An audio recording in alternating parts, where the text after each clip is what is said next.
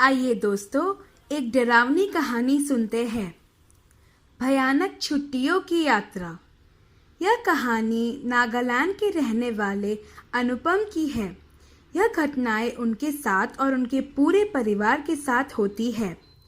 अनुपम अपने माता पिता के इकलौते बेटे थे। उनके माता पिता उन्हें बड़े लाड प्यार के साथ रखते थे। वे हर गर्मियों की छुट्टी में शहर से बाहर घूमने के लिए जाते थे। इस गर्मियों की छुट्टी में वे मनाली जाने का प्लान बनाते हैं। मनाली में कई लोग गर्मी के छुट्टी में बर्फ में ट्रैकिंग करने के लिए जाते थे और गर्मियों का आनंद उठाते थे। आज अनुपम के स्कूल का आखिरी दिन है और कल से छुट्टियां शुरू होने के कारण वे बहुत खुश हैं। वे और उसका पूरा परिवार मनाली जाने के लिए तैयारी करता है और टिकट्स बुक करते हैं।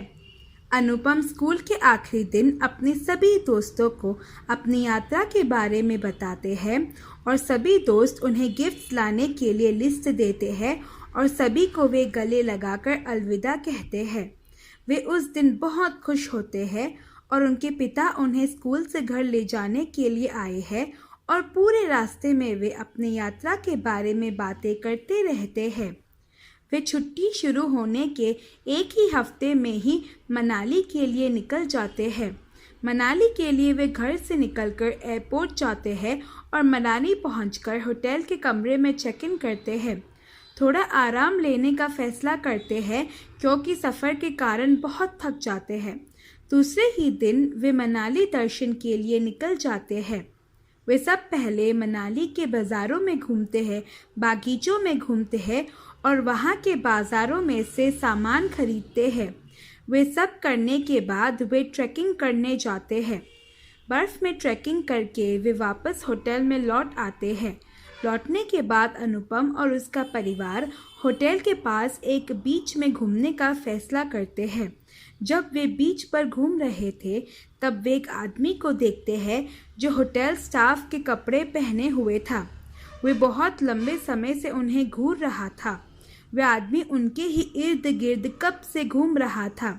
उस आदमी से उबकर वे सब होटल के कमरे में चले जाते हैं।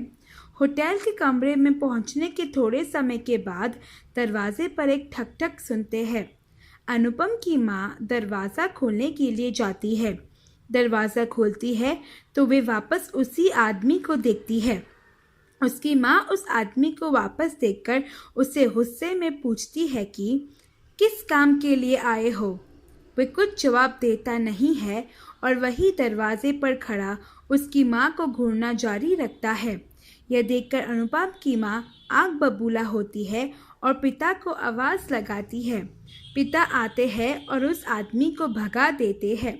इस किस्से के बाद 2-3 दिन के लिए वे उस आदमी को नहीं देखते हैं। अनुपम का परिवार इस घटना के बारे में होटल के मैनेजर को बताते हैं, पर मैनेजर उनकी शिकायत पर ज़्यादा ध्यान नहीं देता है और उन्हें आश्वासन देता है कि यह घटना वापस नहीं होगी। तकरीबन 3 दिन बाद अनुपम अपने होटल के कमरे में अकेले होते हैं। तब वे दरवाजे पर एक दस्तक सुनते हैं। उस समय उनके माता पिता खाना लेने के लिए गए होते हैं। अनुपम उठ के दरवाजे को खोलता है, परंतु किसी को वहां नहीं देखता है। वे सोचता है कि कोई दरवाज़ा खटखटाकर वहां से भाग गया होगा। वे बहुत उत्साहित थे यह जानने के लिए कि किसने दरवाज़ा खटखटाया है, इसीलिए वे अकेले ही कमरे से बाहर निकल के उस आदमी को ढूंढना शुरू करते हैं जिसने दरवाज़ा खटखटाया था। वे होटल के कमरे के बाहर वाले हॉलवे में चला जाता है और लॉबी में पहुंचता है जहां सन्नाटा था। वहां कोई कर्मचारी या रिसेप्शन पर कोई भी नहीं था। उसके माता पिता का कोई भी अता पता नहीं था। वे बहुत डर जाते हैं। वे लॉबी में ज़ोर ज़ोर से चिल्लाते हैं कि कोई है, मम्मी पापा कहाँ हो आप। वे इतना डर में डूबे हुए थे कि वे ये भी भूल गए थे कि उनका कमरा होटल के कौन सी मंजिल पर है। वे डर कर यहाँ वहाँ भागना शुरू करते हैं और ज़ोर ज़ोर से चिल्लाना शुरू करते हैं। जब वे भागते हैं तब वे उसी आदमी को देखते हैं। वे आदमी अपने हाथ में एक चाकू को लिए अनुपम का पीछा करता है। वे आदमी अनुपम को पकड़ लेता है और उनके मुंह पर एक कपड़ा रखकर उनका मुंह बंद करने की कोशिश करता है।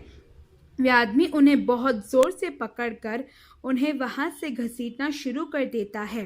वे आदमी उन्हें घसीटकर होटल के बाहर ले जाने की कोशिश करता है और एक गाड़ी में उन्हें डालने की कोशिश करता है। उतने में ही अनुपम के माता पिता वहां आ जाते हैं और उस आदमी को अनुपम को छोड़ने के लिए कहता है। आदमी डर कर अनुपम को छोड़ देता है और वहां से भाग जाता है। जब अनुपम अपने माता पिता को देखता है तब वे उनके ओर भागना शुरू करता है।